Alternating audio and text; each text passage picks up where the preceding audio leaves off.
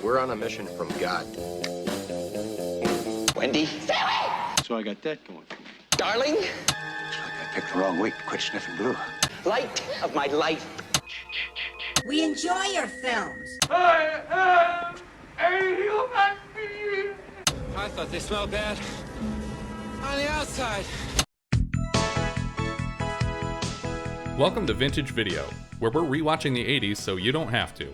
We'll be reviewing every major film release of the 1980s in real time. I'm Patrick O'Reilly. I'm Jesse Bayless. I'm Richard Wells. And I'm Robert Leininger. What? Who? We have a fourth person today. I fear change. Today marks the 40th anniversary of Friday the 13th on May 9th, 1980, even though there was a Friday the 13th in June. I think they were just trying to rush it out the door.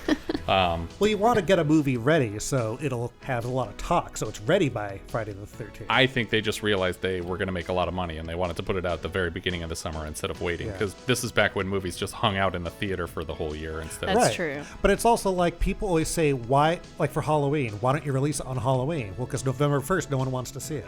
Yeah, that true. makes sense that you go a couple weeks in advance, but this seems well in advance. A whole month in advance, yeah. Yeah.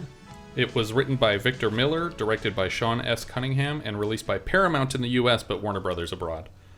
In 1972, director Sean S. Cunningham produced Wes Craven's low-budget exploitation horror film, The Last House on the Left. After the release and success of John Carpenter's Halloween in 1978, Cunningham was inspired to make a slasher horror film that was both shocking and visually stunning. Cunningham and screenwriter Victor Miller met in 1977, making a low-budget Bad News Bears ripoff called Here Come the Tigers, which, as with this film, Cunningham directed and Miller wrote. This was Miller's attempt at a low-budget combo ripoff of Halloween and Meatballs. That's what Friday the 13th became. Really? Basically, there were two very successful films leading up to this. I mean, I don't see what it has in common with Meatballs aside from being a camp movie. Yeah, it's a camp movie That's with all camp that's all it counselors. takes. Yeah. It was Young, just sexy teenagers. Yeah, it was a popular theme. As in our previous episode, we covered Gorp. That was another just attempt at recreating the magic of Meatballs that just failed spectacularly.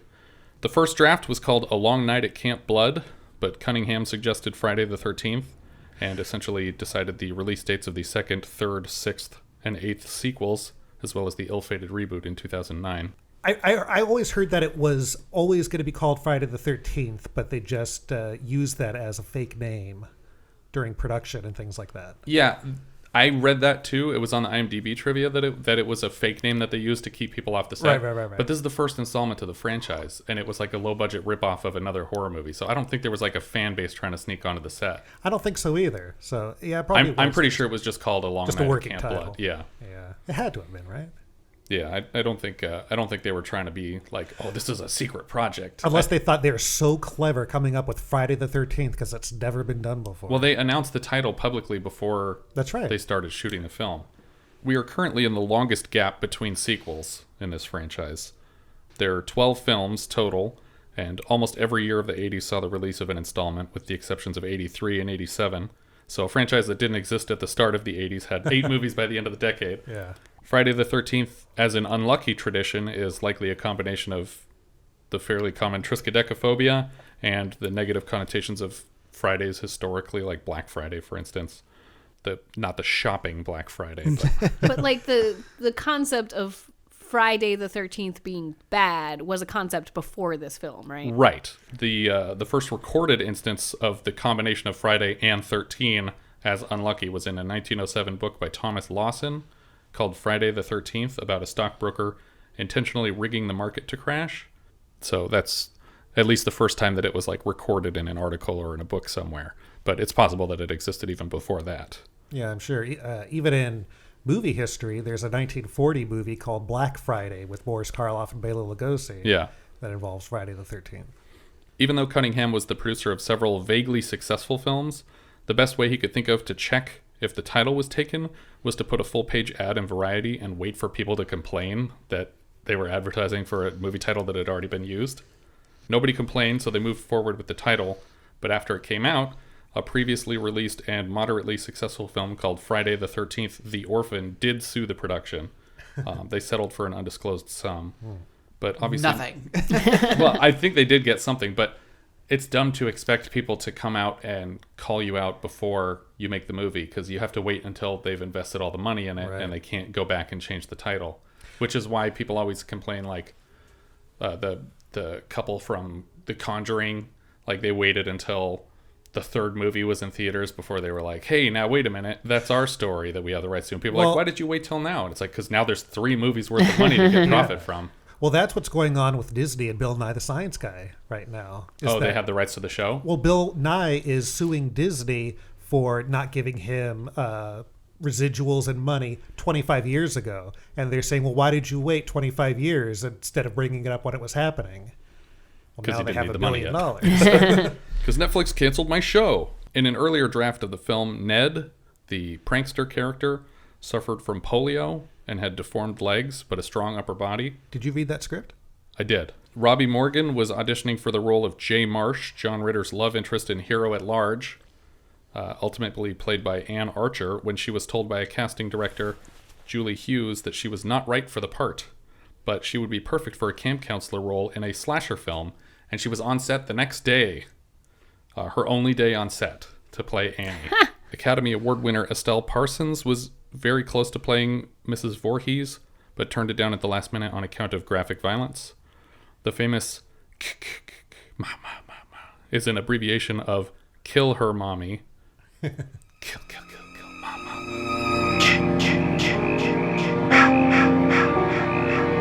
Which was recorded by Harry Manfredini and run through an echo reverberation machine. I've always heard that, and I listen as close as I can, and I never hear that. I heard it after Did I you read really? that piece of trivia, yeah. Manfredini made the decision early on that the music would only be heard when the killer is present, so in the remainder of the film, it's eerily silent. The movie was filmed at Camp Nobibosco in New Jersey. The camp is still in operation, and it has a wall of Friday the 13th memorabilia to honor the film that was set there, and they're having a 40th anniversary celebration this year. Right now, I guess. This episode is dropping on the 40th anniversary of the film. With some of the cast in person, or at least Robbie Morgan. Yes, Robbie Morgan, who played Annie, will be there, and she said some of the other cast would be there. I'm sure some of the crew, too. New Jersey is also home to the towns of Haddonfield and Voorhees, which are about 8 miles apart. The finished film caused a bidding war, with Paramount's winning.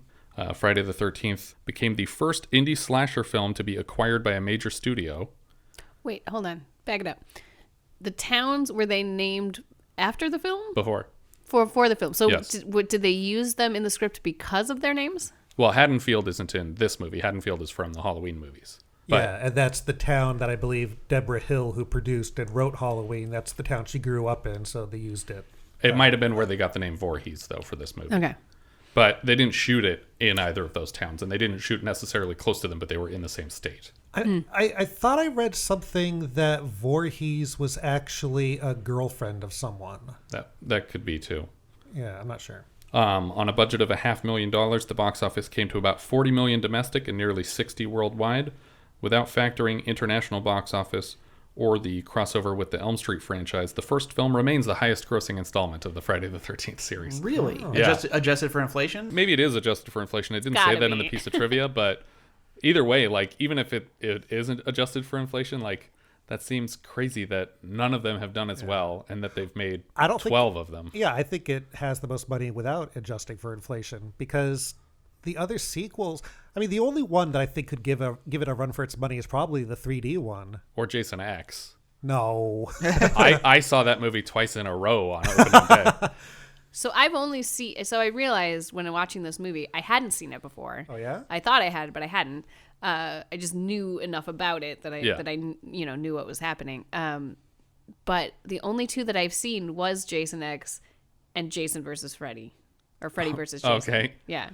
Freddy versus Jason's the best one. I was gonna say I actually Are you really just liked saying that because movie. you like Freddy? No. Okay. Because of the slasher films, that's the only Freddy Krueger movie that I've seen. Oh, really? And I haven't seen any of the Halloween movies other than the remakes that Rob Zombie did. Really? I've Yeah. seen... The original Halloween is great. It's in my top 5 movies of all time. But as a kid, we used to rent Friday the 13th like every weekend. Yeah, I think I told you before, I've seen every movie in all the series, but Friday the 13th is the one I know the least. Oh, okay. We start the film on the night of Friday, June 13th, 1958. The counselors are all singing a song together in a cabin, and we get a POV shot moving through a cabin full of younger kids sleeping.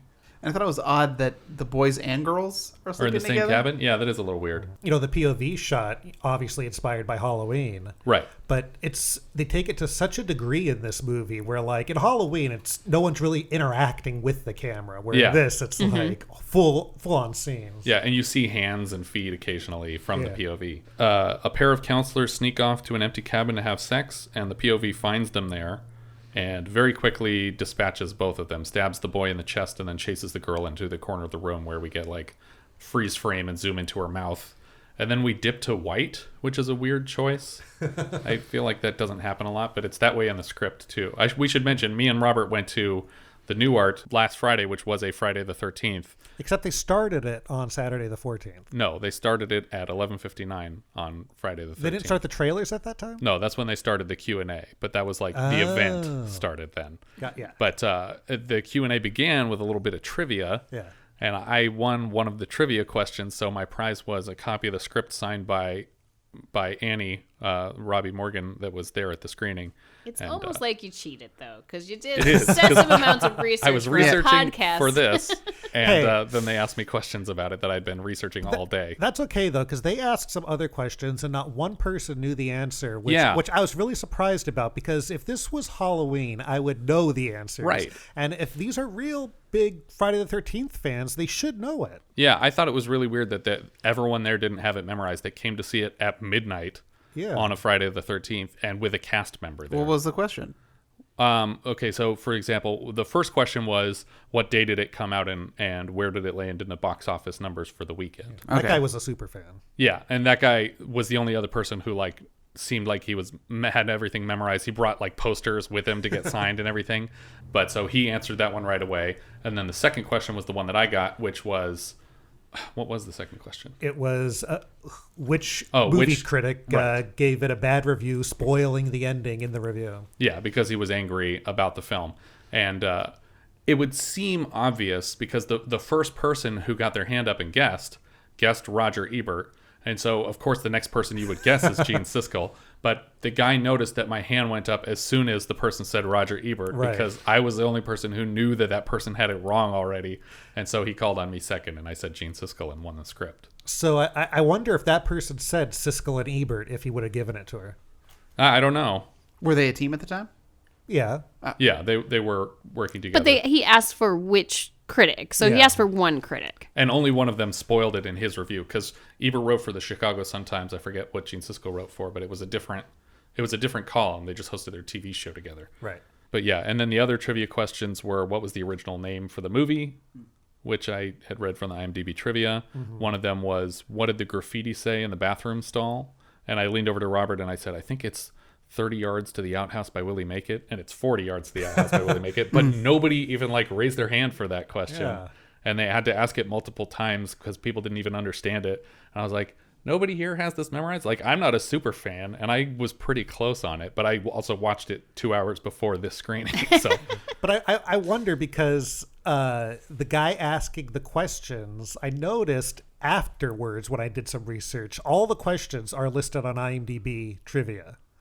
Was that graffiti question was on there? I'm pretty sure it was. Oh, okay. So next time you go to a movie screening. Well, yeah, I'm taking Addie to the midnight screening of Pee-wee's Big Adventure, so I'm definitely going to read all the trivia before that. Yeah, you got it. I wonder how I would do without even reading. I know that movie pretty well. I'm assuming that that's like a regular thing that they do for their midnight shows with guests, because he, at the end, was like, oh, and I want to give a special thanks to this copier place that copies all of our scripts for us. And I was like, oh, okay, so this is a thing that they do occasionally. Maybe I can get a copy of the Pee-wee script signed by somebody. So you won the script because you had enough trivia questions correct, or they had 3 scripts. Oh, okay. So the first 3 people that got those answers got scripts. Okay. Except the first guy also got a coupon to a restaurant. Oh yeah, the diner, the 50s diner that's like across the street from the New Art. Oh, okay. But I wouldn't want that anyway. So it was an early draft of the script? It's fairly early. It's not just Victor Miller, so it's not the first draft, but it's a pretty early draft. It has the polio in it, so the guy has the guy has the deformed polio. legs. No, sorry. The which character had the polio again? Ned, who is the one that's the prankster Yeah, guy. the really I was annoying going guy. to say Roosevelt. Yes, that's right. But yes, so we've dipped to white from the 50s, and we're coming back up in present day. They don't specify a year. I verified. It was like, did 1958 had a Friday the 13th in June? It's like, oh, it did. Yes. And so did 1980. And so I was like, and just to be safe, just in case, like, because they were probably filming it in 79. Yeah. I was like, did 79 have? 79 did not in June. It had two, one in July and one in April. Right, but they specified that this is June 13th. Right. Which is my grandfather's birthday, Oh, there you go. And he was born in 1980. 1933. Robert's very young. Hitchhiker Annie approaches a gas station and talks to a dog that's sitting on the ground. She asks the dog for directions to Crystal Lake, and the dog doesn't have directions for her. She moves into a diner nearby, and everyone seems appalled that she wants to go to Camp Crystal Lake, which a couple of them refer to as Camp Blood. But they basically force a trucker to take her. Yeah. I mean, not that he seems so upset about having to drive like a young girl to this camp, but he's also trying to talk her out of it. As she's coming out of the diner, she is accosted by Crazy Ralph. You're going to Camp Blood, ain't you? God damn it, Ralph, get out of here. Go on, get. Leave people alone. Who tells her about the death curse at Crystal Lake. And the trucker says, don't mind him, he's crazy. And then he grabs her ass, lifting her up into his truck. Crazy Ralph's not the only one to accost her. Yeah. But then as they're driving down the street, he's like, so everything Ralph said is correct. It's bad luck. There's a curse on the place and you shouldn't go there. It's like, you just told me not to believe that guy and you're corroborating everything he said. We just like to hurt his confidence in front of him. Yeah. We like to make him think he's crazy. He's actually very observant. Just gaslighting him. It's great. The trucker tells Annie what happened 22 years ago, as though it just happened. He says that a boy drowned in 58 and a couple kids were murdered a year later. But he keeps saying, like, you can't go over there. These murders happened. And it's like, that happened a long time ago, like over 20 years ago. I don't know why you're still harping on them like that's going to happen right now. Well, he brings up, like the water's bad and... Yeah, like, there's all been these other fires. things. But it's just like, but that's all just stuff that happens. Yeah. Yeah, but it kind of makes it seem like, I mean, maybe he didn't get so full into the story as to what was happening between 58 and 79 or 80, where maybe people were starting to prepare it again to open and things were happening, like a fire, That's like water possible. being bad. Either way, he only mentions the murders specifically and a couple of fires that could have been set by teenagers or whatever. Yeah. But she's basically just mocking him here. The footage that we're getting back and forth, that it's each of them like by themselves on their side of the car because they were not there on the same day because they shot all of Annie's stuff in that one day that she was on set. So there's the stuff outside the diner and inside the diner too. They were both there for. But this whole scene, she was sitting across from like the sound guy.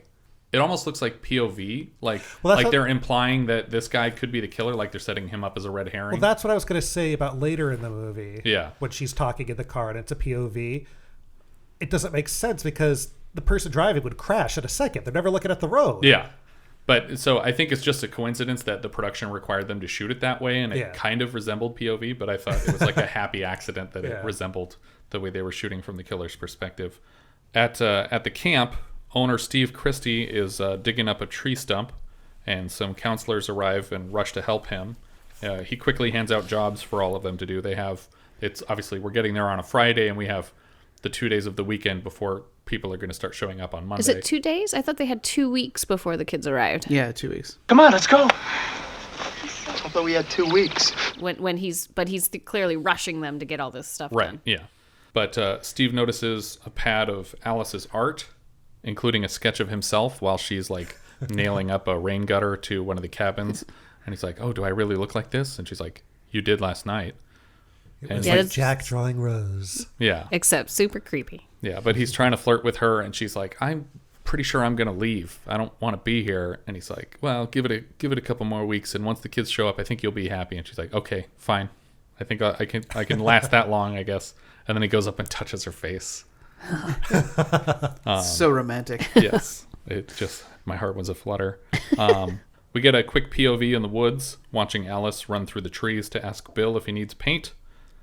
Bill is like working on a dock, and He says that he doesn't need paint, but he needs thinner. And that's kind of like the extent of this conversation. Yeah. Just to introduce this other character. As like Jesse said, as I watched this, I realized I don't think I have seen this before. Oh, really? I remember the last scene. Yes. But I feel like that's probably been teased in other films before. Oh, I'm sure. Yeah, I feel like I might have seen the last scene because I feel like they flash back to that in some of the other movies. Yes. Yeah. Steve leaves the camp for supplies, so he basically leaves the kids alone to head down to town to collect supplies. And right after he leaves, Ned says, "Oh, by the way, you never mentioned that everybody calls this place Camp Blood." You neglected to mention that downtown they call this place Camp Blood. Brenda goes to set up the archery range, and Ned fires a shot like directly over her shoulder as she's pushing the target up. That was horrifying to me. I'm just like, you never even raise a bow if somebody is standing in the field like by the targets. Like, don't even joke about it. And apparently, he shot one right by her. Savini fired that shot. Jesus. Over her shoulder. Multi-talented Savini. I'm sure he was like right next to her though, or just barely out of frame, but still not a good idea to do. Hey, are you wrapped for the day? Yeah, why? It's like, well, here's the thing. I'm going to shoot over your shoulder, but if I accidentally hit you, we're going to have to switch to shooting your death scene real quick. So just leave it in. But Annie hops in a Jeep for the last leg of her trip to the camp. She's still hitchhiking. She's supposed to be the chef. And the Jeep basically blows past the road that the camp is on very fast. And the driver is not saying anything, but we're seeing a lot more POV, but we never see a shot of the driver. Yeah, this is that weird part where how does the driver never look at the road? Yeah. Annie ends up jumping out of the Jeep into a ditch on the side of the road. It looks like a pretty painful landing. I'm not sure how they shot it, but she gets chased. They clearly don't have any regard for the actors in this movie. Yeah. But she does say that Robbi at the screening said that she wasn't actually injured during her death scene. So. Right. But she jumps out. It's just a movie. Yeah. Well, but I mean, it seemed like she could have been hurt in that ditch, though. Yeah. Well, it seemed like she just jumped off of something. It didn't really seem like she was, because she didn't really sell it so well that she had to like roll forward or backwards. She did roll forward. She does like a somersault forward on asphalt on the side of a road. She did, but it didn't. For me, it didn't seem to really sell the fact that she was moving, jumping out of a moving vehicle. No, I agree. It doesn't. She's not moving at the speed that the car was just moving, but it still looks like she jumped into a somersault on asphalt on the side of a road, and it would have hurt to do. Tom Savini probably trained her how to do that. So question: would this be your reaction if someone run into the woods? No. Like if someone wasn't, you were in a car hitchhiking and they weren't pulling over. It's like, that's our turn. You missed it. Oh my God. And you jump out of the car. Yeah. Would that be your first instinct? Probably not my first instinct. Yeah, I don't know. But you got to remember, this is 1979 or 1980. And girls being kidnapped by hitchhikers was a huge, scary thing at that time. But you also have to remember that she can see the driver, even if we can't. We can't. That's true. But what if it's just a scary old lady? She's not saying anything. Then and she is asking her to stop. Yeah. To like stop and let me out, and she's not. And which at that point you are clear that this person is threatening you. Yeah. Then you grab the gear shift. Yeah, I was going to say throw it into reverse. I would either stop totally the car or try and hurt this person that's driving. Yeah. Or stomp on the brake or whatever I could do. But yeah, she runs limping into the woods after her somersault, and she can't get very far very quickly because she's limping from having jumped out of the car, and very quickly she leans against the tree and her throat is slit. Yeah, and this is a good effect. It's Tom Savini that did that effect. And I feel like movies of the 80s, they used a lot of appliances and effects, where today, I mean, maybe it's more realistic today, but it's more fun back then and gorier. Like you can see the wound opening. Like I feel like you don't get that type of violence anymore. Yeah. And it was funny too, because she was saying that the blood that he was using was like super dark and stained immediately anything it touched. So they had to do this in one take because they were like, we can't even get it off of your skin. We don't have another outfit for you. Well, it's not even the clothes; it's the skin. You're gonna have a big blood splotch on your skin, and it's gonna stain. We can't even wash that off. Wow. So I was sad to hear that though, because this is a really cool shirt that she's got on. And what was the shirt? It was just this like rainbow plaid shirt, button up. It was cool. I was bummed. I was sad for the shirt. You would have worn it. I would have. I could have just framed it at that point, even if it had just a little blood on it. We get a POV watching flirty counselors sunbathing on a raft in the lake. The prankster pretends that he is drowning, and for some reason everyone falls for it, even though this is like his 7th prank. I feel like this prank worked a lot better when the character had deformed legs. I know. Probably. It's weird though, because in the script, he doesn't fake drowning. He fakes that he's choking, and he doesn't even get mouth to mouth out of it. Like, really? They're just doing the Heimlich maneuver, and that's when he breaks, and he's like, "I'm just kidding," and they all get mad at him. You can stop breaking my ribs now. Yeah, you just destroyed my rib cage. Well, this makes so much more sense, though, in terms of the film. But also, if the guy's legs didn't work, I would be more inclined to believe, like, oh, it's possible he actually is drowning. Yeah, but I think in terms of it being offensive, that somebody would pretend to be drowning, that would be more that is more interesting than somebody choking in the film. Oh, absolutely. But the choking doesn't make any sense. But these are good counselors, and they all save the guy that's drowning. Yeah, so all in 5 theory, of they them fall should have for been it. redeemed. Yeah. Alice finds a snake in her room. Yeah. My notes for this part are the snack killing scene. Nope, that's right. I was like, autocorrect. What did you do? This is horrifying. Yeah. Absolutely terrifying. This was a snake that they actually found on the set. And for some reason, everyone rushes in to kill it. And the script is just Bill. But everyone rushes in here. They're all jumping all over each other to kill it. And then Bill takes the machete and slices the snake in half. A real snake getting sliced in half. Yeah, that's terrible. It's like Cannibal Holocaust. I'm pretty sure that someone got up and left during the screening that we were in. There was a woman who was like, "Oh my God." Oh, I did and hear. she got up and walked away. I did hear I don't know if someone she comment. came back, but I thought she literally left. Now, didn't the guy say who was presenting the movie that in that initial script that the killer put the snake in the room? Yeah, you get a POV shot of the hands putting the snake through the window into the cabin in the draft of the script that I have. But that's not how it happens here. So here it's just a coincidence snake. Yeah. But people were upset that the snake got killed? Yes, because it was an actual live snake that got chopped in half on set. Like, people have snakes as pets, so. Yeah, I don't know. Okay. Well, have you ever seen You weren't Cannibal upset about Holocaust?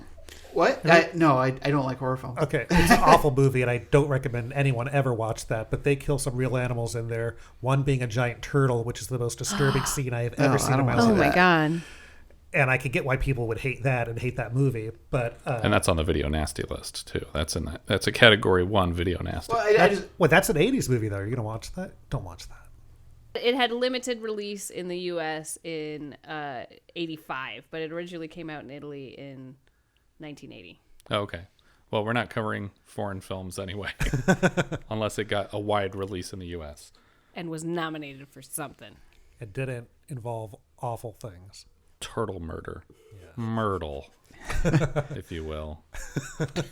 and I will. And I just want to go on record that I'm not for live killing of animals. No, it's too late. We have it on recording. I just was like about the things that get upset is like, oh yeah, teenagers getting stabbed through the neck is okay. That's fake. Yeah, this was a real snake that was alive. Snake was murdered in the making of this movie. Do you not know the difference between reality and? No, it's just that. But I've seen similar things in other movies, but people don't bring them up. Like what? What movie did you see? A chicken's head gets cut off in Willy Wonka. That's yeah, right. but that's chicken. Fuck chicken. It's like, but I will say, I don't eat snakes. But we're not reviewing that, right? But I will say, if I didn't know the fact about the snake, I would think it's a fake snake in the movie. It doesn't look that real. Really? It's moving. I didn't know that it was. I didn't know that fact before I watched this movie, and I saw that, and I'm like, that's a real snake. They just killed a real snake. It's moving before and after its head gets chopped off. Yes. If that was a fake snake, it would be super expensive. Yeah, not in this movie. That's right, I guess. A cop pulls up to the camp, and the kids all line up and offer to help him. They're like, well, what can we do to help? Before he says that he's looking for anyone, which I thought was weird. Yeah, why is this even in the movie? It's not Victor Miller's scene, and that's his one complaint about the draft that was done after his involvement, is that he said, I wanted this to feel like the kids are in the middle of nowhere near society, and then they have a cop pull up to just do like a check on everybody. Yeah, it's weird. But he's here looking for Ralph. Crazy Ralph disappeared, and he's possibly dangerous, and he's missing. It reminded me of Cabin Fever. Sure, yeah. You're the party man. Yeah. Alice finds Ralph in a pantry all of a sudden. He's just been standing in the dark in a pantry for hours, and he just approaches her and warns her again that there's a death curse on the place and they're all going to die, and then he runs off. He rides his bike. Yeah. He's so like energy and health conscious. Like he's like, I'm gonna ride the bike. I'm not taking a car out here. I don't know that crazy Ralph has a driver's license. He definitely does. Closing the cabin door here, I just noticed it sounded like a girl screaming. I don't know if that was like... Really? Yeah, I'll include the clip in the podcast, but it sounded like... as the door is closing, and I was like, that's probably a happy accident, but it just reminded me that I was watching a horror film. Suddenly the light bulbs aren't working. Jack says he's going to go fix the generator, and then Ned makes fun of him like, Don't you love that macho talk? Emergency generator. What does that have to do with being macho? So he goes and he starts the generator. There's no point to the scene because in the script draft that I have, Jack is very nearly electrocuted by the generator because he's standing in a puddle next to it. They don't show the POV from the killer's perspective of like dumping a bucket of water near the generator, but I think the implication is supposed to be that the person, whoever the killer is, we have no idea, is setting up accidents for these people to fall prey to. But Jack doesn't die here. So are we to assume that the main line power to the camp has now been cut? Possibly. Ned enters an abandoned cabin looking for anyone, just kind of wandering around. He thinks he's hearing people talk. Jack and Marcie decide they're going to walk along the lake, and a combo of the sound effect for thunder and the flash of lightning, which is like weirdly yellow and lingers for too long, made me think that this was supposed to be an explosion that happened. Yeah. But it's just lightning. Speaking of the lightning and thunder, I did think they did a pretty good job of delaying the thunder, which movies don't tend to do a lot of the time. Yeah, maybe. Yeah. I'd have to look for that again. I wasn't paying that close attention to that part. Marcie tells about a dream that she had about blood raining and like pooling in rivers, and it's like this very abstract nightmare that she had, a recurring nightmare about blood. And apparently all the actresses that read to audition for the film for any part had to read that monologue as a part of their audition. Marcie and Jack get out of the rain into an empty cabin to have sex. Bill, Brenda, and Alice start a game of strip Monopoly back in the cabin. By the way, the sex scene, I felt a little uncomfortable watching that. With Marcie and Jack? Yeah. I don't know. There was something weird about it. Like, is it the body that's above them? Well, there's that.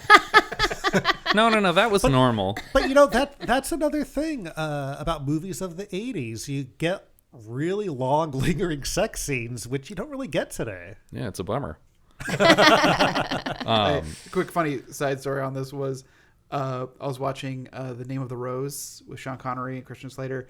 I had seen when I was probably too young to see it and wanted to refresh it.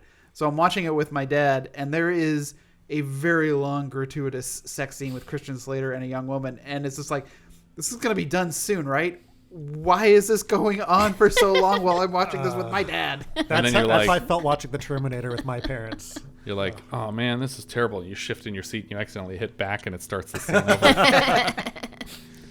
Marcie gets up from the bed to go pee, and Jack is very quickly stabbed through the neck from under the bed. This is a good kill. It's awesome looking. Probably besides the ending, this is the most famous kill of the movie. Yeah, and not just because it's Kevin Bacon, but because it looks great. Yeah, it really does. Can we talk about how the one girl's cheating at Monopoly?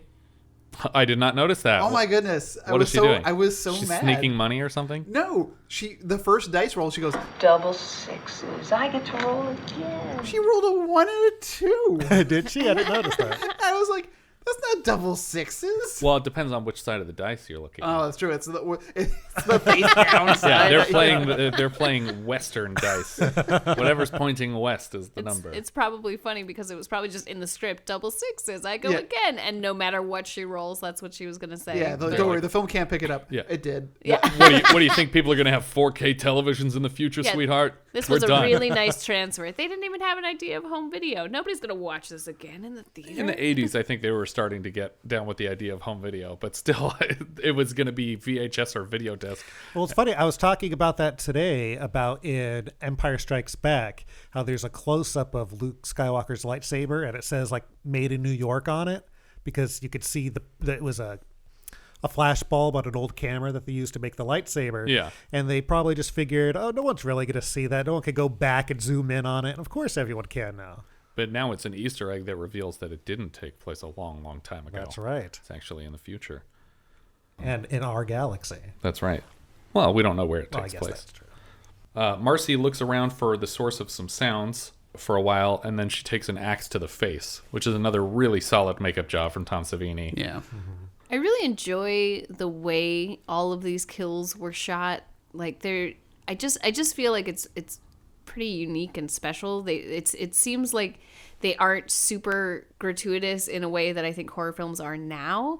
Like a lot of them, like the kill happens and then we cut to them already having it happened to them. Yeah. You know, so like there's the camera zooms in as if they're being attacked, and then we cut to them already. Yeah, the aftermath. Aftermath, having been killed. And I really enjoy that it's not these like lingering gratuitous things, but they are visceral. Yeah. But then the stuff that you do see is, pretty graphic and fun, like fun violence. Yeah. 80s violence. Yeah, 80s violence, exactly. Nothing says fun like stab through the neck with an arrow. The door to the strip Monopoly game pops open from the storm, and the girls basically just abandon the game here. They were just about to have to get naked, and they're like, oh, time to go. I gotta go. By the way, at the screening we went to, the grand prize was Strip Monopoly. Friday the 13th edition. For the last question of the trivia. Yeah. Which was just a Monopoly board that they made their own Strip Monopoly version of. I'm pretty sure that guy that was hosting the Q&A made it. I know. It's like, what does that mean, made it Strip Monopoly? Like he stuck a Post-it note on it that said Stripped Monopoly. Yes, Yeah. and okay. other various illustrations all over the board. And it says like Friday the 13th on it. Yeah. Okay. But it's clearly just a modified Monopoly board. Steve settles his bill with Sandy at a diner, this older waitress that he's just flirting with. And she's like, oh, you shouldn't go out in that storm. And he's like, I got a bunch of kids out there. I got to go help them. So, but his car ends up breaking down on the way back to the camp, but he gets a ride with a cop. So the writer who was upset about the previous cop, did he write this cop in there, you think? I don't know. So I wonder if he'd be upset even with a cop getting that close to the camp. Yeah, because even that cop doesn't take him the whole way there, because No. the cop gets a call about a fatal accident, and he's like, get out here and walk the rest of the way, asshole. Isn't it kind of strange that his car like it seems like a bad coincidence, because how could you anticipate, or how could the killer plan for his car to break down halfway back to the camp in the pouring rain? Did the killer plan for that? I don't know. That's what I'm saying. Yeah, I don't think it matters if his car broke down or not. But I honestly think the only reason... But if he made it back with a working car, that changes things. It does, but she could have just taken care of it at that point. Does it change things? I don't know. I just think having a working vehicle there changes things. Well, he would have had the keys to the lockers with the guns and whatnot. Because you got to keep a lot of guns at a kid's camp. Yeah, there was a whole in case arsenal. they get out of line. Well, okay. I agree with keeping weapons. Those are bears and lions. And snakes. But like Tigers, oh my. But like a gun for every kid at the camp? Yeah. One gun for each kid. This is America, Robert. In the script, there is an archery range and a rifle range. Oh, really? So, yeah. But I honestly think the only reason for the car to break down is so that he can have a conversation with another character about the history of Friday the 13th. And be like, oh, it's unlucky. That's right. You know, and Well, it's also a full moon. And Well, did you read that when they were initially making the movie, they said there's no mention of Friday the 13th in this whole movie. We have to mention it somewhere. So they added that line in. Oh, interesting. Okay. Yeah. Brenda reads a book in her bed, and she hears a high-pitched voice saying, help me. This is the scariest scene in the movie, I think. Yeah. It repeats it a few times, and she follows the voice out into the rain, and she wanders into kind of the middle of the archery range when all the lights turn on, and she's freaking out and starts screaming. Bill and Alice are back in the room where they were playing Strip Monopoly, and they decide to look for Brenda together because Alice doesn't want to be alone at this point. They move to her cabin and find a bloody axe in her bed, which is the one that was in Marcie's face earlier. They go to leave in the car, but it's dead, which is what I assume would have happened to Steve's car if he had brought it back. Fair enough. The cop tells Steve that it's a full moon, and on top of that, it's Friday the 13th, and it makes people go crazy and commit all sorts of insane crimes. That's when he gets the call about the fatal accident, and he makes Steve walk the rest of the way. The POV follows someone. They stab Steve near the camp sign, so somehow the killer got all the way back out to the sign at the edge of the road and killed Steve right as he was arriving at the camp. Alice wakes up from a nightmare that she was having, and she's screaming for Bill, and then she gets up to make some coffee when she realizes, oh, the lights are out. He's probably working on the generator. Did we kill the person that was on the archery range? We don't know yet. We just saw her screaming. That was the last we saw of her. Oh, okay. But we will see her again. Yes. Right here, isn't it? Well, not quite yet. Okay. She finds another body first. Okay. She heads out to look for Bill, and she finds him stabbed to the door in that weird position. And it's just a bunch of arrows that have like pierced him to the door of this cabin, and she starts screaming. She runs back into the cabin where they were playing the game, and she ties the door shut. Like she throws a rope over the top of the rafter, and I thought she was gonna like reverse Epstein, kill herself. But then she pulls the rope down and ties it to the door handle, but the door opens out. It does, but she was making it tight enough so it could only go so far. So I don't think she was though, because if you like the rope doesn't. She was scared. Be generous. Well, she's okay. trying. She was scared. I'm just saying that this would not have prevented the door from opening. Right. The door opens out, and she also piled a bunch of crap in front of it, which Yeah. is not She- going to help a that's- door opening out at all. Yeah, we call that a Lebowski. But they do. But she does do that so there's an obstacle to give her a few extra seconds. To Sure, prevent her whatever. from getting out of this building. Because there's the only way in or out. Right. There's definitely There's no windows. not a ton of windows in this place or anything. So once she feels like she's got this door sufficiently barricaded, a body comes flying through the window, which in the insert is actually just Tom Savini wearing a dress. Right. Who's But, the body supposed to be? It's Brenda's body. So this is the woman who was on the archery range when the lights came on. This Is the she first time- alive? No, she's Okay, because I know she's just pretending to be dead, but like the little No, movements. they that you killed her can't- on set. Okay. It's the same as the snake, but I'm Well, sure it doesn't bother you. The same thing happened with the guy stabbed to the door, though. Like you could, if you watch him, he moves just a little bit. And there's a reason for that. Yeah, the makeup was dripping into his eye, and there was like a chemical burn that was happening, God. and he couldn't help but like tense all the muscles in his face while it was happening. Yeah. But yeah, so Brenda's body comes through this window. Alice freaks out and then has to climb over all the shit that she piled up against the door to get outside, and runs headlong into Mrs. Voorhees, this older woman who just pulled up and is standing next to the side of her car. And she enters the cabin with Alice and looks around. She's like, "Oh my God, these poor children. Oh, I don't know if you know the story about there was a boy that drowned here, and then a couple counselors were killed later. They say that he just drowned, but I think that the counselors weren't paying enough attention to him." And we're getting like POV from her of, she says she was a chef, or That sounds familiar. she was working at the camp as a chef, and we have these shots from her perspective of her son drowning and saying, help me, and she's complaining that none of the counselors were there. But it almost feels like she blames herself and is taking it out on these other counselors, because she was there and watching him drown, and he was saying help me when he was drowning. She's like, I just had to cook food for all of you. Yeah, I had to make stew. I can't be keeping my kids from drowning. And so the next line is she mentions that it's his birthday today. Yeah, So he drowned on his birthday. yeah, well, Wait, Jason has the same birthday as my grandpa? it's June 13th is because it's June and it's Friday the 13th, so it has to be June 13th. Right. Which he says is his birthday. So does she only do this on June 13th that are Fridays? Well, 58 when she killed those two counselors was a Friday the 13th. But was it June? Yes, I think I have that it was, because there's only like 14 different calendar combinations. So she only does this on Friday the 13th, but her son's birthday wasn't a Friday the 13th. Because the son drowned a year before 58. correct. In 57 on the 13th. Yeah, I don't think Friday the 13th means so much to her. I think she'll just do this whenever someone is at the camp. Okay. Oh, I assume that she does it every June 13th. She waited specifically a year to kill the counselors that think she so? felt were responsible.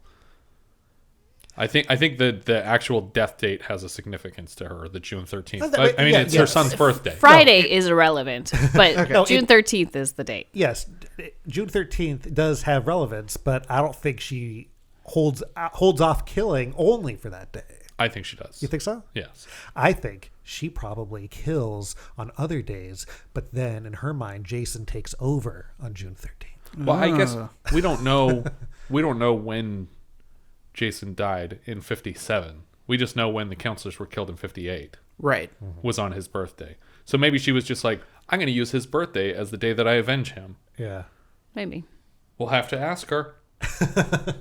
It's like the end of Lethal Weapon 4. Yeah, okay. Let's go ask her. Alice knocks her to the ground and rushes to a haunted house ride of her friends' corpses. Like every time she turns a corner, a body comes falling out of a branch. And she keeps like, this is where the movie really started to lose me in the sense of like, knock her out, run to another location, knock her out, run to another location. Well, yeah, it's now that we've revealed who it is, she can't possibly overpower her. And she's so dry. She's been killing in the rain all this time. Yeah. But maybe she wore a costume during those scenes. Mrs. Voorhees starts speaking in the high-pitched Jason voice that she used to lure the other girl out into the woods. Do you find that female monsters or killers are scarier? I always thought so. So I started looking this up, and maybe you have a better idea because I wasn't finding a lot of research on it. I feel like this is the first time we have a female killer that we are surprised at the reveal is a female killer, because the only female killers I could find in films before this, you knew the whole time that it was a female killer. What about the Christmas movie we watched? Black Christmas?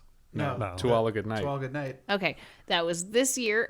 Yes, it was this year, but it was prior to this. It actually came out. It was supposed to come out at the end of the previous year of 79. Okay, but aside from those two, Right? damn it. I'd have to think about it. That's a conversation we're about to have here. But so Voorhees slaps the shit out of Alice, who just continues to kick her away. Alice sits down and waits by the lake, thinking that she's killed Mrs. Voorhees because the last time she knocked her over, there was blood under her head. Yeah. Considering that this woman has just gone and overpowered many men in this camp, it seems weird that she is so easily taken out by this girl. Well, Alice knows Taekwondo. But that's the thing about all these movies. Once the killer is revealed, they're all of a sudden weaker. Human. Yeah. She sits by the side of the lake and looks at her reflection in the water and impossibly sees a person sneaking up behind her. She would just be seeing a reflection of the sky. Yeah. And the sky in the direction away from her, Yes. not just. But there was a wave that angled it. it was just perfectly curved. She's like, "Oh my god, that's the perfect wave." Oh, it's Mrs. Voorhees. It's so formal. Do you have a first name? Funny you mentioned that. They don't mention her first name in the movie. Yeah, they do in a later film. It's Pamela or something like that. Yeah. But on a tombstone. Yeah, and at the last second before she's going to get hit with this machete from Voorhees, she pulls up the oar for this canoe that's sitting there on the shore, and the machete chops the oar in half, and the two of them fight for a while. The machete is knocked loose, and then Alice picks it up and slices off Mrs. Voorhees' head completely at the neck, and the head flies off into the lake, and her hands just reach up and grasp for the missing head. Think it would really happen like that? No. No. For sure not. The machete would stick into her neck about 2 inches. I know. She'd have to be swinging at like helicopter speed. I know. Yeah, from my experience of chopping off heads, it's definitely not how it goes. But Alice decides to row the canoe to the middle of the lake so she's safe from this headless corpse. But she has to row herself with her hands because the oar was just destroyed. So she's just like paddling with one arm lamely out into the middle of the lake. And then we fade to the next morning as cops are pulling up to the lake, and she is relieved to see them, and she starts to rise up in the canoe. And then at the last second, Jason comes lurching up out of the lake, pops up behind her, throws an arm around her neck, and pulls her backwards overboard into the lake. The greatest scene of the movie, one of the best jump scares of all time. And it was Tom Savini's idea. Well, I've heard lots of controversy on that. There's 3 people that claim to have come up with that idea. Right. But Tom Savini's the one who gets interviewed the most. I know. He's Plus the one it's who Tom takes Savini. It's credit great. the loudest. Do you have any confirmation? It feels like was that in the original script? No, because it's it not. feels like it was added on. The hospital scene you're talking about. Or the whole jump scare. Well, both. I don't know what the original script looked like. In Was the it original was it script, in your Jason script? doesn't pop up to kill her. No. Yeah, because I felt like this, so the pop up and pull her in, as well as the hospital scene, were tacked on the end, because I feel like they thought, hey, we just killed our killer. we need a way to keep this going. Well, I was reading some stuff that they never even with this scene added on, they never really thought about sequels or anything like that. Yeah. To me, I think someone was very highly influenced by Carrie, and Carrie had that great jump scare at the end. That's what Savini said inspired his pitch of this moment. I see. But then the following hospital scene, we cut from her having been pulled overboard into the water to her waking up in a hospital surrounded by doctors and police who are telling her everyone's dead. And then she says, "What about the boy? Did you find the boy?" And then they're like, "We didn't find a boy. Everybody there was dead. We thought you were dead too." And then she's like, "Oh, then he's still there." And then we cut back to the lake, and like they got this. It seems like it was just a lucky shot of like bubbles kind of rising from the water in the middle of the lake to imply that like someone's in there breathing still. But you see bubbles like all over the surface of the lake. It's just something that happens naturally. Yeah, but it was a perfect shot. Yeah. So, do you think? I guess imagine there weren't any sequels, but do you think they intended that to be a dream, or that really happened to her? I thought that they implied that she imagined it. Yeah.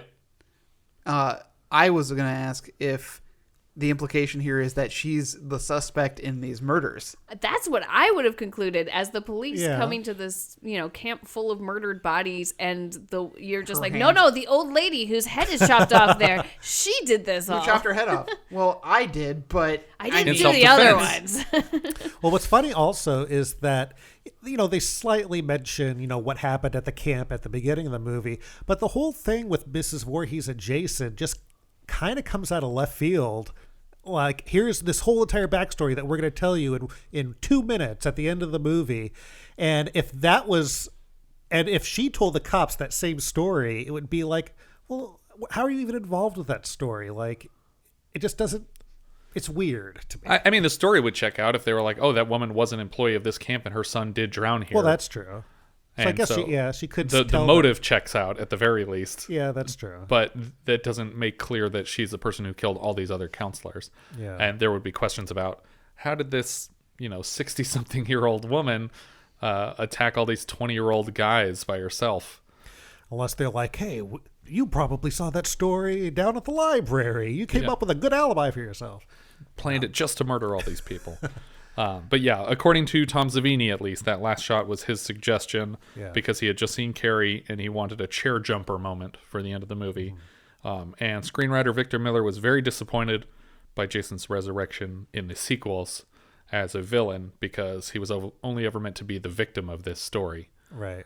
Which I think is points in the column of she imagined the kid jumping out of the lake because that changes the kid from being a victim to being the attacker.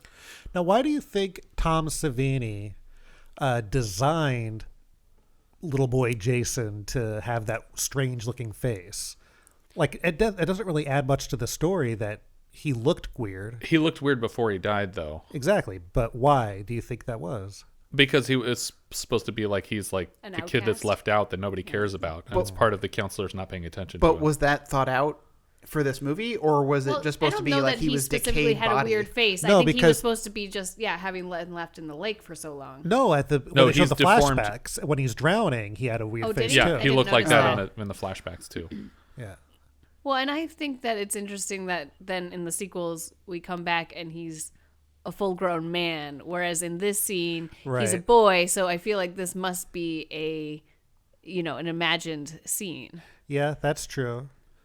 Yeah, I think that people probably do age and can't breathe underwater. Well, I'm just saying if we bring him back as the killer and we're implying that he's a full-grown man, that would be right after this has happened. So he's not a boy here. What if this is a sequel to The Shape of Water? Or Like when they Splash. let the fish guy away, he ate a child at a No, summer camp. This is the child that they had. Oh, yeah, there you go. That makes sense. A 2009 remake was produced by Michael Bay. And it's a remake that encompasses the first 3 films. First 4, apparently. 4, really? Yeah. It was directed by Marcus Nispel, who was the director of the 2003 Texas Chainsaw Massacre remake, which I hate. I didn't like it either. Yeah. Anytime you hear Michael Bay, I get excited. It's like, oh, Michael Bay's doing a thing? Oh, that's great. Oh, he's producing, but he's not directing? Keep it away from me. It's automatically bad if he's just producing it. If it's just like the teenage space ninja aliens, and it's like, why did you make them not what they were before? But then he had to like go back and change it all. Yeah, his horror remakes have not been great. You know, it's funny because like Texas Chainsaw Massacre, that, at least in the horror community, lots of people love that movie. I think it's the first one or the remake. The remake.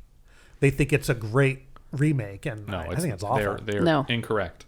Yeah, the first one's great, and so the Jason is the predominant villain of the 2009 Friday the 13th remake, and that was Derek Mears playing the part, and he's wearing the hockey mask, which didn't show up until like the third or fourth film. Yeah, third movie, and it's actually made from the same mold as the mask that they used in the third film. Oh yeah? But I want to talk about To All a Good Night a little bit more, because I want some answers here.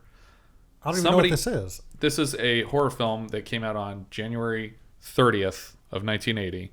Okay. And it's basically House on Sorority Row. They're playing a prank on a girl. The girl dies, and a couple years later, her mom comes back to avenge her dead daughter. But in that movie, she's wearing a Santa costume for all of the murders. Uh-huh. And it's actually technically both of her parents killing everybody. Right. But most of it is focusing on the mother.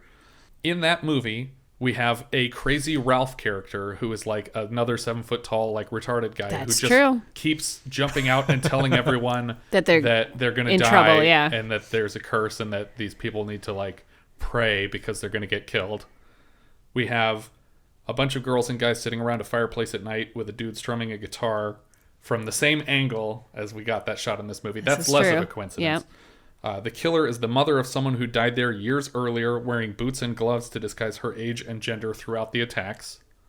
The older woman killer is no longer able to fight once she's revealed herself. And another typical horror trope, but we wait until the people decide we have to call the police to show the line cut on the outside of the building, which happens in both films. But I think the more stunning coincidence, aside from the mother avenging a dead child and that being the surprise at the end that the mother is the killer, the fact that there's a crazy Ralph who's telling him, like, his name is Ralph too. Is it really? Yes. Like, it just seems like too much of a coincidence. Like, I don't know. Like, somebody from one set heard about the other set shooting at the same time and, like, borrowed stuff. But it's also one of those things that, you know, some things are just, like, in the zeitgeist of the time. Yeah. Like, this is what's... Ralph is just what crazy Ralph people were is called. what a crazy person is called in 1980, you know? And that's... And the concept of a woman avenging a child in a horror film was just... It was its time. But this I think, as far as I know, To All a Good Night is the first example of that happening, where it turns out that it's the mother of the victim coming back to kill all the people that she feels are responsible. So it's just weird that it came out 5 months before Friday the 13th and just beat it to the punch barely. It's not a capably made film, and the script is mostly garbage, which makes me think that like someone there got an early draft of Friday the 13th and was like, this sounds amazing. I'm going to rewrite it in 2 days as a different story. Make it a Christmas movie. And make it a Christmas movie. And then sit on it until January. Yeah, and we're going to beat them to the punch with this. Well, did you Google it? There wasn't anything. I mean, there's no clear argument that, oh yeah, the screenwriters were roommates and one of them was a jackass. But are people making the connection? No one's seen To All a Good Night. It had nobody in it. Jennifer Runyon is the biggest name in that movie, and she was... I know her Canyon. Yeah. Her Canyon is very popular. Whoa. I don't know her Canyon then. She's in Ghostbusters. She's the girl at the beginning. Is it a star? It is a star. Oh, yeah. Yeah, she's the most famous person in that movie.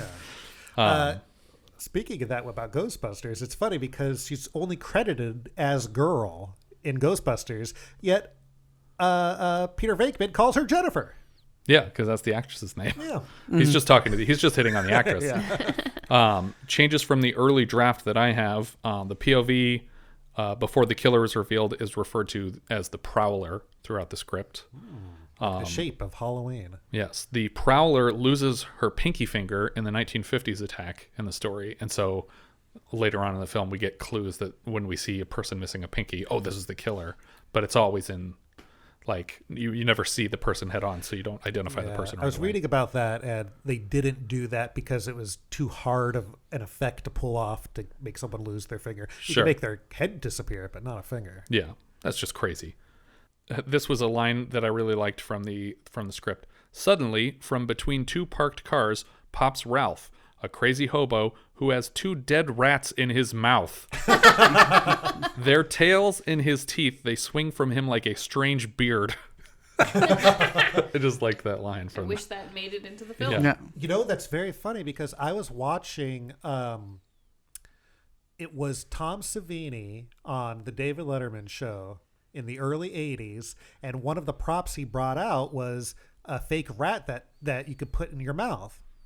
That's wonderful. What a great invention. So maybe he was prepping that for this? Some of the other changes from the original script we talked about as we were going, the Prowler throwing the snake in the window, Jack almost getting electrocuted. At one point in the script, Ned refers to Brenda as a wily Oriental, which I think has an implication for an original casting decision that was also neglected. Ned fakes choking, not drowning. There was a second piece of graffiti in that bathroom stall that said, "The Yellow Stream" by I.P. Daly, and there's no hospital scene at the end of the movie. So those are the major changes from the script to the feature film, the way it ended up. The director, Sean S. Cunningham, he stepped away after the first film to produce the first, second, and fourth House movies. Oh, yeah, that's right. I love House 2, the second story. I've only seen the first one, but I was reading about the second one, and I thought it was funny that, because in the first one, his neighbor is Norm Peterson. Right. Yeah. And then in the second one, Cliff is his neighbor. Yeah. Like, well, he's not a neighbor, but he's an exterminator. Right. But it's just funny that he had another Cheers character come on to replace him. I feel like you would love House 2. Yeah. I like House a lot, so I wouldn't be surprised. Well, House 2 is more of a comedy than... Is William Catt in all 4 of them? No. No. Okay. Is he just in the first 2? Wait, is William Catt the main person from the original? Yeah. He's not in the second one either. Oh, is he not? Who's the main guy in the second one? I'm blanking on his name right now, but he's an 80s actor that you would recognize. Oh, okay. But yeah, it's a completely different story, different cast. Has nothing to do with the first one. Oh, really? Yeah. So there's no Vietnam flashbacks and... No, this one's about a guy that his great-great-grandfather was like a cowboy in the Old West, and there was a crystal skull that him and a crystal skull? A crystal skull that him and his partner were fighting over, and the crystal skull gives eternal life. Okay. I'm going to guess this main character, according to IMDb, is Jesse, played by Ari Gross. But you know who else who I love that's in House 2? Who's that? Royal Dano. Okay. Do you know who that is? It sounds familiar. Well, he... I like him most as the voice of Abraham Lincoln at Great Moments with Mr. Lincoln. Okay. We had a couple people from House on our MacGyver podcast. The first House? Yeah, the first House movie.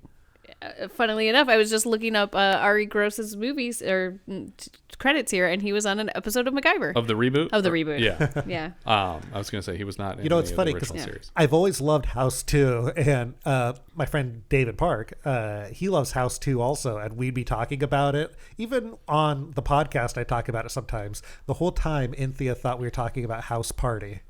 Oh, so okay. She thought I thought you were going to say like Play. the TV show House. But what was the woman's name that was in...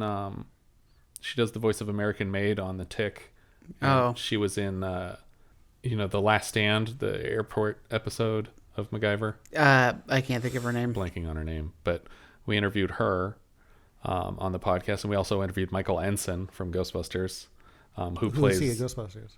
He's the hotel manager who's like $5,000. I had no idea it'd be so much. I won't pay. K-Lens. So how'd you get these people?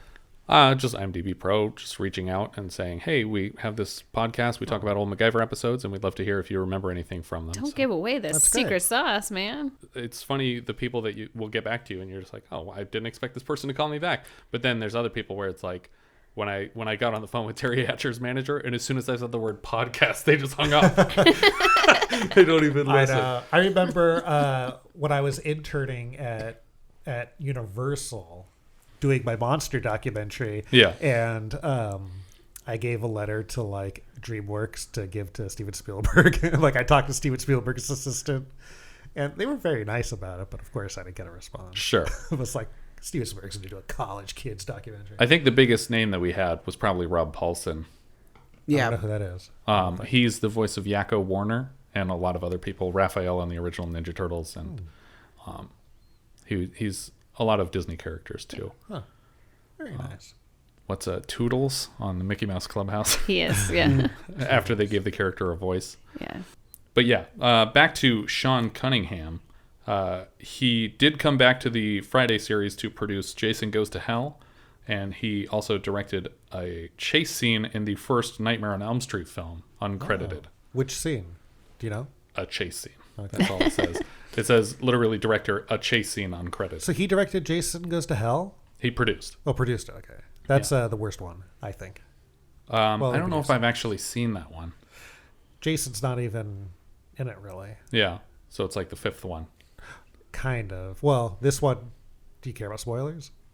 Not particularly. Okay. Well, in this movie, Jason is dead, and they are performing an autopsy, and people kind of get possessed by his spirit, and they eat his heart and his organs, and people keep passing on the Jason spirit. Is that why they had to clone him for Jason X to work? Maybe. I don't know. Writer Victor Miller, basically after this transition to soaps, he wrote for All My Children, Another World, General Hospital, Guiding Light, One Life to Live.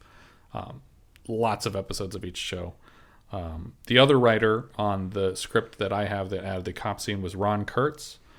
He's listed on IMDb as an uncredited writer, but he wrote Friday Part 2 and a lot of non-canon Friday the 13th shorts recently, probably like a web series or something where they're like, you're connected to the franchise, you have a credit on the first movie, then this will all be considered canon by someone who's not paying attention. The composer here was Harry Manfredini. It's a great score. Yeah, of course he has lots of sequel credits for this because you can't make a Friday the 13th movie without the... I like how you know that fact, so now you always do it that way. I do it right. I'm not going to say ever again. That was the last time. I'm swearing it off. He was also the composer for the House film series. Oh. He is House 2, the second story? For the whole set. I love that score. They reused the score for all 4 films, I think. Really? Yeah, because it was one credit for the score, and then it got reused over the course of the series. He also did the credits of 12 of David Dakota's 1313 movies. Oh, excellent. Which, if you're not familiar, are extremely cheaply produced films that are shot usually over a weekend, often in the same house. Yeah. That we looked up, the price to rent is like $4,000 for a weekend or something like that. We were going to go there and just watch all the 1313 movies. They were all on Netflix at one point, right? Yeah. They were, but I don't know about it anymore. It's literally just an hour and a half of a person walking around a house going, hello? Hello? And then getting killed. Every single time. All the different movies were the same. He also, Manfredini did the score for A Talking Cat. Yeah, but that's a Dakota. Which is a Dakota film. Yeah, I'm saying that one we've seen. It's not just the 1313 movies, though, I'm saying. Right, he also right. did A Talking Cat and the less celebrated A Talking Pony. I thought A Talking Cat was one of the 1313 movies. It doesn't have 1313 on the title, I mean. Oh, I see. A Talking Pony is the exact same story as A Talking Cat, but with a talking pony, and they didn't have Eric Roberts drunkenly slurring all of the cat's lines, so they got the dad from A Talking Cat to be the voice of the pony. So yeah, that happened. Betsy Palmer played Mrs. Voorhees. This was her first feature film appearance since 1959, after she killed those counselors. Just gonna say that. She put her lay low for a while. Yeah. She has a credit for the sequel, but I'm pretty sure that's archival footage. Because I know her head is wrapped up in the fridge very early in the second movie. It's funny with Betsy Palmer.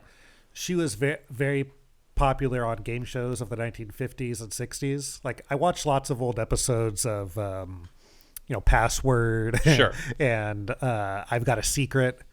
And she's always on the panel. It's weird. It's like, there's a young Mrs. Voorhees. Adrienne King was Alice here. She comes back for the sequel as unceremoniously killed, and a lot of people were very upset about it. She wanted to be killed. Yes. Because, do you want to get into that? Or? You can, yeah. basically, I believe the story is she had a stalker after Friday the 13th and didn't want to be involved with it any longer. Oh, okay.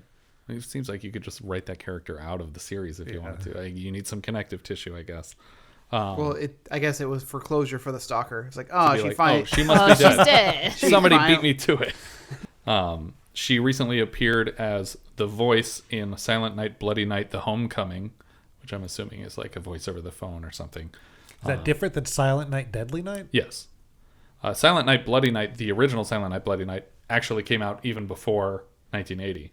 And Really? Silent Night, Deadly Night didn't come out till 1984. Right. Yeah. I love Silent Night, Deadly Night. There's actually, that would have been a better title for To All a Good Night, because there's actually a person wearing a medieval armor in that movie.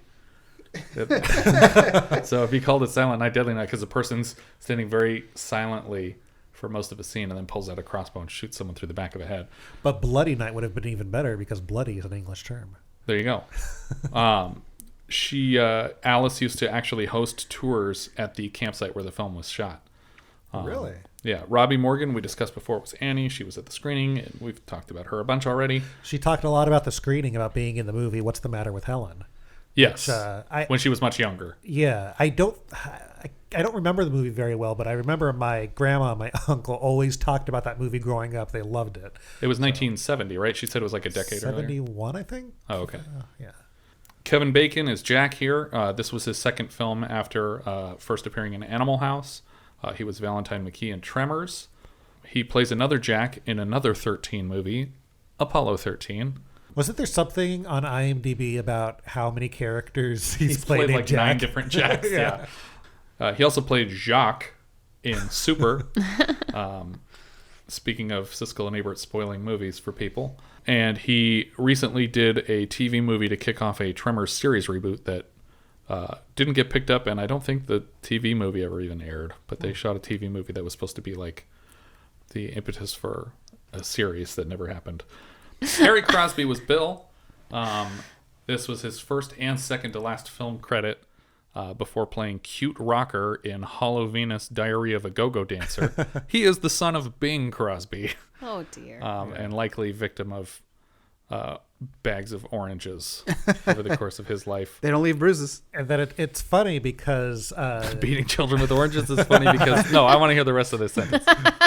No, him being the son of Bing Crosby, people thought that he was hired because of that, not only being the son of Bing Crosby, but also connecting as a it reference again to Halloween, since Jamie Lee Curtis is the star of a big celebrity, Janet Leigh. But apparently the makers of Friday the 13th didn't promote that, or didn't even realize they should promote that. Yeah, and he also is not a huge part of the movie. Yeah. So I feel like if they'd made him the main character or something, then it would have made more sense. But it's weird to say that he's the selling point. By the way, Betsy Palmer. Yep. She got top billing like on the posters and stuff, I think. But yeah, and in the credits, she's like the last name. But if you're going to a movie and you know Betsy Palmer's going to be in it and she's not in it, isn't it obvious she's going to be the killer? Yes. What if she's the one who saves the day? I don't know. I feel like when you have a big name in a movie, and she was, she used to be big. Yeah. It's obvious that she's going to be the killer. Do you think it would have been better to introduce her earlier in the film? Or would that have been spoilery? I don't think it would have mattered. I think it still would have been obvious. What if she had been the bartender at the diner in the beginning? I don't know. Maybe, I guess you...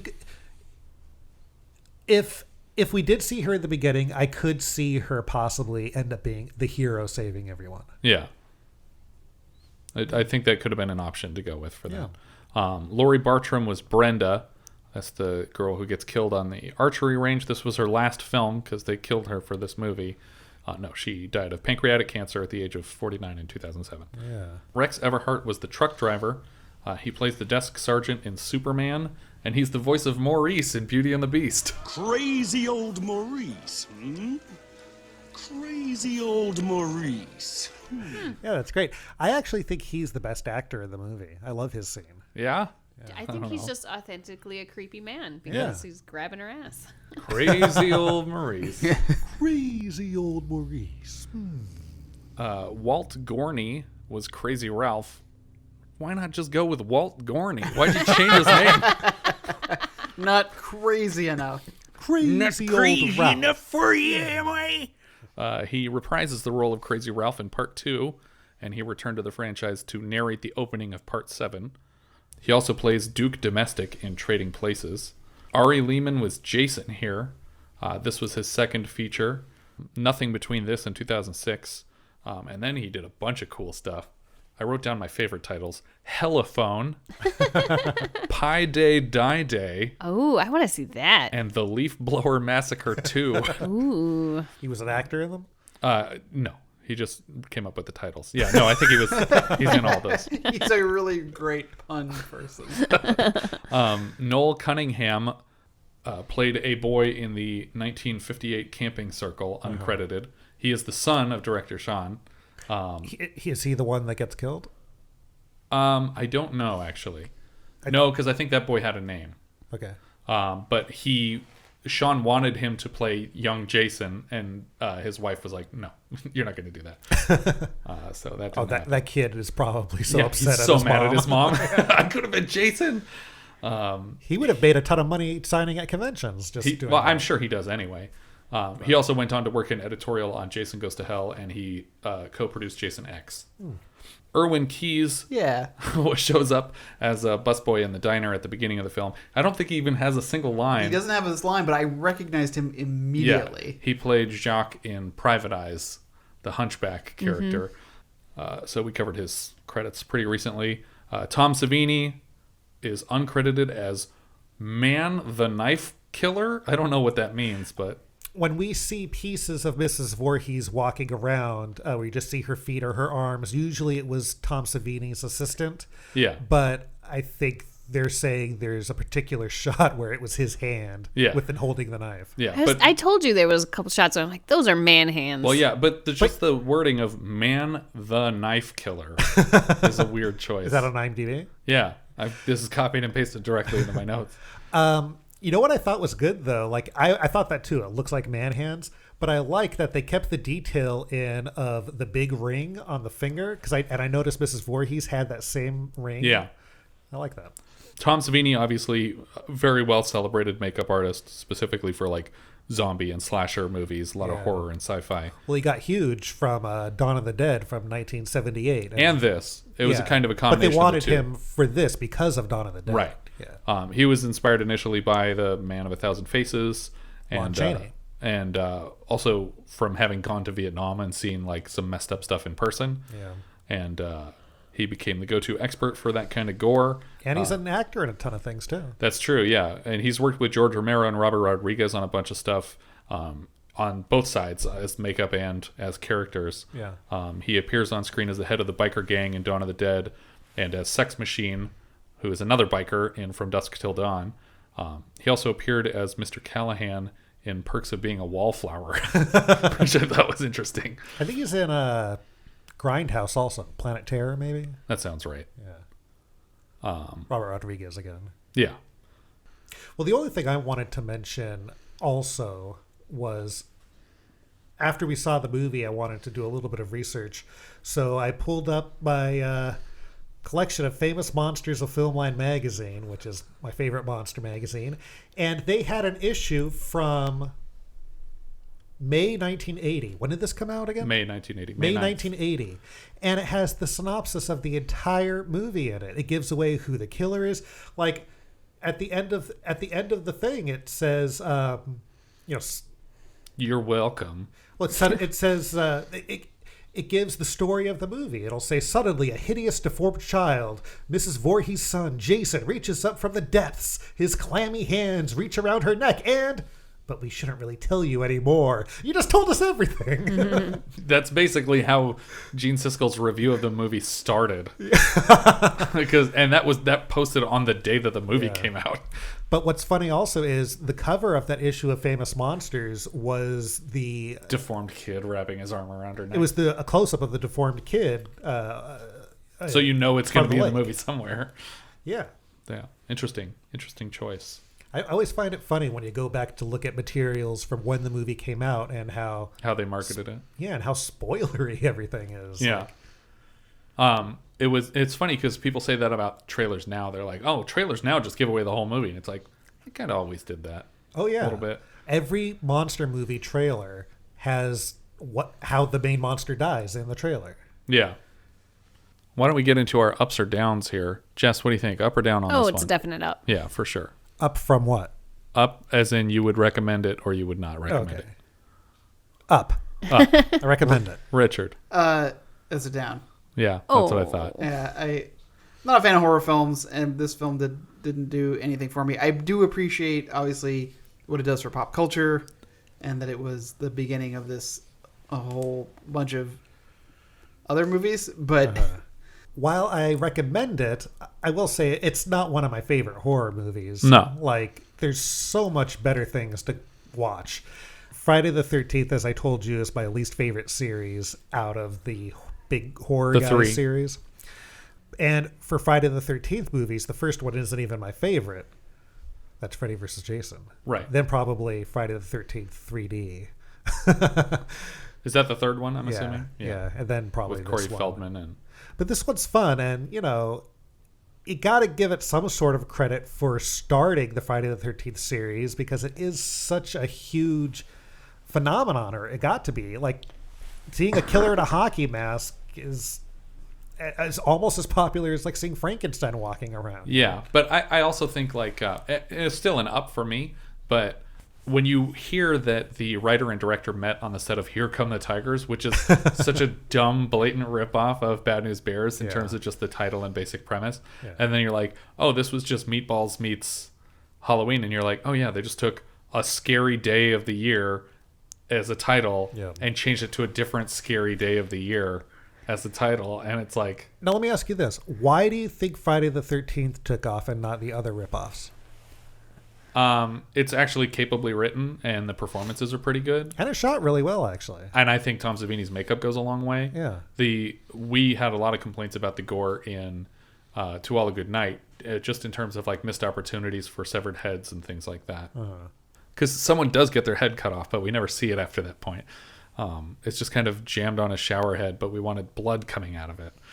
But and I think also, just sort of by accident, the screenwriter stumbled onto this reversal of Psycho, where instead of the son emulating his dead mother, it's the mother emulating the dead son. Right. And it, like, there's something that connects with people in that story, and since it hadn't been done in a film that people had seen before this point, I think that it seemed very original to people, and it's different enough from Halloween that I don't think people were like, oh, that's just the same movie as Halloween. Yeah. So. And it's just a neat title. Yeah. I like the way it looks too. That's the same way that their ad in Variety looked. These big block letters breaking a glass pane. Yeah, wasn't there someone, when they were selling the movie, they saw that title breaking the glass, and they're like, I got to make this movie? Yes, the people who had produced Last House on the Left and a couple other movies for... So that was Sean Cunningham? For Cunningham and for Wes Craven. Okay. Were like, oh, you have a new movie coming out. We'd like to throw money at you. But they had all these conditions, like you have to have this, you have to have that. And they were like, no, we're going to wait for other investors because, we just put this ad out, and then they didn't get messages from anybody else. So they just settled for more creative control and a significantly lower budget than they were asking for so that they could make this movie. And as a result of retaining the rights, it turned out really well for everybody. Yeah. Letterboxd. So I put this movie... I think this one is 9th for the year. It's just below The Fog and just above Little Miss Marker. Above The Fog for the year is Mad Max, The Changeling, My Brilliant Career, Forbidden Zone, The Ninth Configuration, Where the Buffalo Roam, and Little Darlings. Did you say? Oh, okay. You're counting upward. Okay. Yes, I was counting up. Sorry. Okay. That was confusing me. Robert, looking at the list of what we've covered so far, you decided that 3 films that you've seen so far? Yes. Besides Friday the 13th, the other ones that I have seen that you guys have covered thus far are The Forbidden Zone and The Fog. The Fog. I would rank Friday the 13th as my least favorite of the 3, even though I still enjoy it. Sure. The Fog I like more. I don't know The Fog that well. It's been a while since I've seen it, but I remember liking it. And Forbidden Zone I just love. I own it. Yeah. Same here. Yeah, we're big fans, except for Richard. Yeah, Richard. You don't like it? Boo. It's so great in every way. It's on the top of my list right now. Really? Yeah. It's very high on mine. Yeah. Just the way it's shot is just so weird. And You'd like Gorp then, because everyone in that movie is acting like they're in Forbidden Zone, but it's supposed to be real life for Really? some reason. Yeah, it's very weird. is it black and white? No, it's terrible. No, Don't you watch would it. hate Gorp. It's No, it's horrible, I think horrible he movie. would actually love it. You really think so? Yeah, because he loves everything I hate for the most part. So you like Gorp? No, I hated Gorp. I mean, that's what I meant to say. Yes. But you love Forbidden Zone. That's true, but I said you like everything I hate. I didn't say you hate everything I like. Or love. Sure. Richard, where's this go on your letterbox? This is gonna go just above To All Good Night. Okay. I feel that that's fitting. Yeah. Given your comparison. Yes, that's fair. But I do like it better than that one. What's the number ranking? I don't know. pretty low. It's real low. Where is it on? It's in the bottom half of you have about 39 movies. You have like 9 or 10 below it. Yeah. We have a thing that we lovingly call the Windows threshold. Yes. Which Windows is a movie that's competently made, but just not great. It's all right. And it's just like, well, anything below that is just not worth your time. It's like jumping the shark. Yeah. Yeah. It's jumping through the window. But my Windows threshold is much lower than your guys's. It actually starts at it's the fatso threshold for me. But yeah, for me, this movie is going to go between Mad Max and The Fog. So in order from the top, I have Forbidden Zone in first place, Changeling, Ninth Configuration, Little Darlings, Mad Max, this in sixth place right now. Oh, that's pretty high. So yeah, no, I like this movie. And obviously I love John Carpenter and I love The Fog, but I would rather watch this again than watch The Fog again. So. Yeah. Robert has his own podcast. Why don't you tell us about your podcast? I do. I do a podcast with my wife, Inthea, and it's called Pods and Monsters. And it's all about monster movies and horror movies, anything that has a creature in it. And we review, talk about the movies, do fun facts, trivia, all that stuff. It's sort of like this podcast, but a horror-themed podcast. I thought you were going to say better. It's a little better. I'm not going to lie. Probably better. What defines creature? I was just going to ask that. Basically, anything that is a monster, and a monster can be human, or it can be it could be an animal, like Jaws. Is Friday the 13th a monster movie? Yes. Okay. What about the beast from Krull? Yes, Carroll will be done. Excellent. In fact, if you listen to the opening of Pods of Monsters, I have the Slayer scream. Nice. Which was also used in An American Werewolf in London. Well, I think I have dibs as a guest for Big Trouble in Little China and or Tremors, whichever comes first. That's right. Probably Big Trouble in Little China. Okay. And I will consider that a monster movie. Someone asked me if this guy asked me if for Pods of Monsters if I would do 20,000 Leagues Under the Sea. Now there is a giant squid in it. Yeah. But I don't think I would do that one for Pods of Monsters. No? Yeah, I mean, because it really exists. What do you mean? Because squids are real. Because giant squids are real. Well, I mean, there's giant sharks, and I do Jaws, but I don't know. I think maybe if the squid was a bigger more part of of the a movie. focus of like the movie, the villain of the movie. Yeah. Yeah. So I don't know. Maybe when I start to run out, that'll come on. All right. Well, I highly recommend that people check out Robert's podcast if you like horror films or monster films, because I know he's not going to say this, but I think he is an authority on them. Well, thank you. And he and his wife are very entertaining. So. It's a great show. Thank you. And you might hear one of us on it at some point. That's so right. that's a reason not to Not listen. to Maybe listen. if this is your first one and you're not a fan What of us. movies would you guys want to do if you were on the show? That's a good question. I kind of already gave mine away. What, Crawl? Yeah. I'm trying to remember monsters in Crawl. Well, there's the Slayers, and then there's the Beast himself. Oh, okay. Yeah, Crawl will definitely be done. All right. I think that's everything for this one. If you guys have any thoughts you'd like to share with us, we are Vintage Video Pod on Twitter, Facebook, Instagram, and Letterboxd, where, as I've said before, you can find each of our full movie rankings for the year. We can also be found at vintagevideopodcast.com. Please consider rating us on iTunes to help people find the show. And if you take the time to leave us a review, we will thank you personally in an upcoming episode. If you're feeling especially generous, you can also support the show through patreon.com/vintagevideopodcast. Tune in next time when we'll be discussing The Nude Bomb, which IMDb describes like so. Maxwell Smart is recalled to duty to help fight a villain who threatens to detonate a weapon that destroys clothing. We leave you now with the trailer for The Nude Bomb. 36, 22, 34, 86. Maxwell Smart is back. You've heard of the Naked Gun, but would you believe the Nude Bomb? Nations of the world, this is chaos. We have in our power a devastating new weapon, rendering the entire world completely new. The fate of the entire world is in your hands. Maxwell Smart is a fool and a bum. You cannot be too careful with your gun. Are you all right? Missed it by that much. Now I have A stapler telephone? That's fantastic, Carruthers. Can it also be used as a stapler? No. Oh, well, you better work on that. This thing runs on ink? That's fantastic, Carruthers. Why, do you realize that could be the answer to the fuel shortage? I'm afraid not. Special kind of ink. Comes from Saudi Arabia. I'll be at my piano number in half an hour. If you need me earlier, call me on my jockstrap. But please, just ring once. What did he say? He asked me to take my hand out of his groin. What did he say? He wants you to put your hand in his groin. Only one man has the power, the skill, and the charisma to save the world from global nudity. And loving it. Don Adams stars in The Nude Bomb. On videocassette. There are a lot of people out there that would like to see me dead. They're not all out there.